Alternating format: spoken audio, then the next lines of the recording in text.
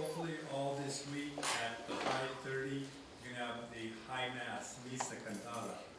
Esperamos que toda esta semana vamos a tener la Misa Cantada a las 3, a las 5:30 en la Iglesia Grande.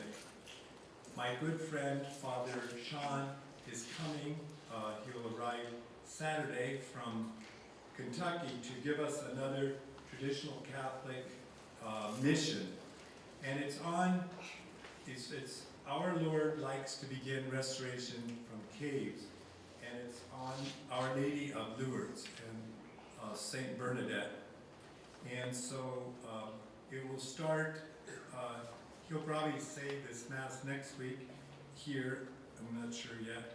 And then the retreat will start at 6 o'clock next Sunday, a week from today, in the big church. Va a haber una misión tradicional de mi amigo Padre Sean, quien vino el año pasado y va a empezar el próximo domingo sobre la Virgen de Lourdes. Nomine Patris et Filii et Spiritus Sancti. Amen. In order to really understand Easter, we need to put it in its context. To begin with, it started on March 25th, the Annunciation. God comes and sends His only Son, Jesus Christ, to come in the womb of Mary. And we lived this, hopefully you really remembered that prayer at Holy Day, and we had a special Mass, because it's so important. It's the beginning of Jesus' salvation. It started when He was in Mary's womb. And then He was born, and then He preached, healed, cast the devils out, did miracles.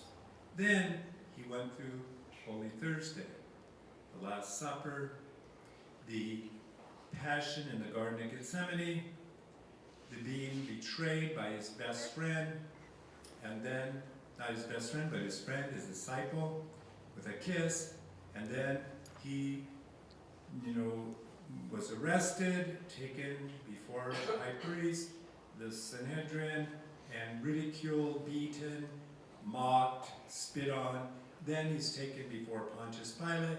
He is terribly scourged, and then He carries the cross to Calvary. On Good Friday, He dies. Then He is in the tomb from Friday evening until early Sunday morning, the first day of the week. And that's what we hear about in the Gospel, how they came and they found the tomb empty. He rose from the dead. But that's not the end. That was almost 2,000 years ago that Jesus rose from the dead. So that was a long time ago. But we're still in this time after the resurrection. Then He ascended into heaven.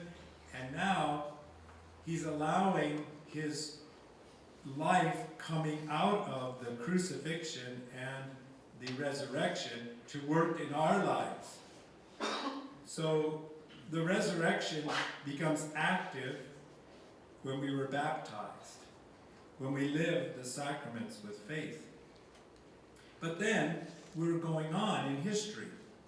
And now we're waiting for the terrible time of the Antichrist, where sin reigns and where people sell their souls just to get along with everybody in the world. And that's the period we're in now, where you see more and more everybody just going along with sin, people in the church, people outside the church, going along with sin because they don't want to get fired or kicked out or whatever.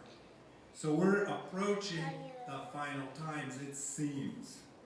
And then will come the reign of the Antichrist. And that seems so horrible, but it's not. Because we have to go through the Antichrist reign for Jesus' final triumph coming back in glory. So the resurrection continues the power of Christ in spite of all the evil that is happening in our church, in our world, in our families, and eventually Christ will. triumph. And it depends if we sell our souls. And you say, no, I'm not going to sell my soul to the devil. No, if we compromise it all with the world and say sin is not sin anymore, we have sold our soul to the devil. As soon as we're willing to say, no, that used to be sin, it's not sin anymore, we have sold ourselves to the devil, and we have the mark of the beast. So, but the good news, Jesus will come back, and Jesus will triumph, and he will be king forever. What a wonderful relaxation in that. What a joy. So in this holy Easter day, think about that. Rejoice, be happy. Jesus will, and absolutely, just as sure as he rose from the dead, he will return in glory. And he'll put everybody in their place. The damned, all the people that have sold their soul to the devil, compromised in hell, and the people who have not and who are faithful and suffered like all the martyrs throughout the history of our Catholic Church will reign forever with him in glory. Forever. Time will be ended. The world will stop. Be a new heaven, a new earth. And that is good news. Jesus Christ triumphed over death, over Satan, over the world, rose from the dead, and now eventually will come back and redeem us.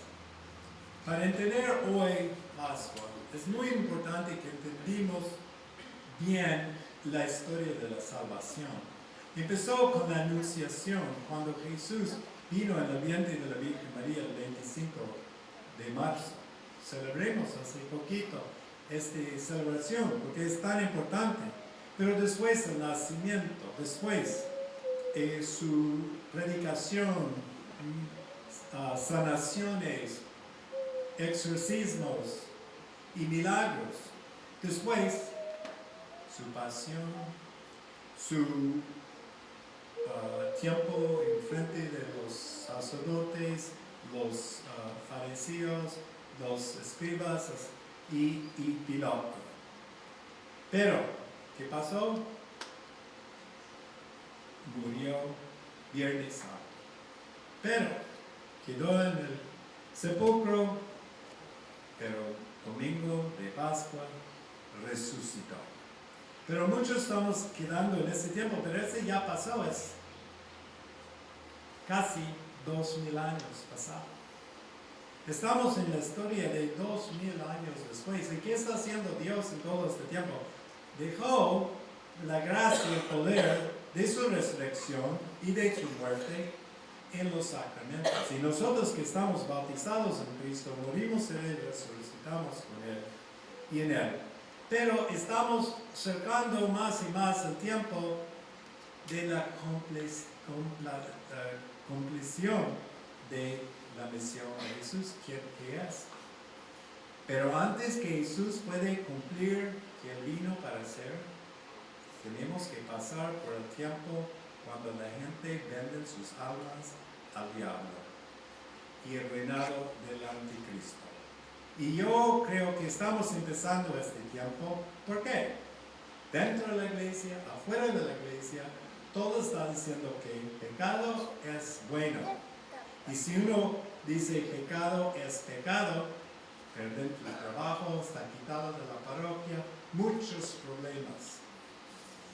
Nosotros, pero esas son las buenas noticias de la Pascua. Jesús ganó y está pasando y tenemos que pasar por el tiempo de la persecución del diablo, de los falsos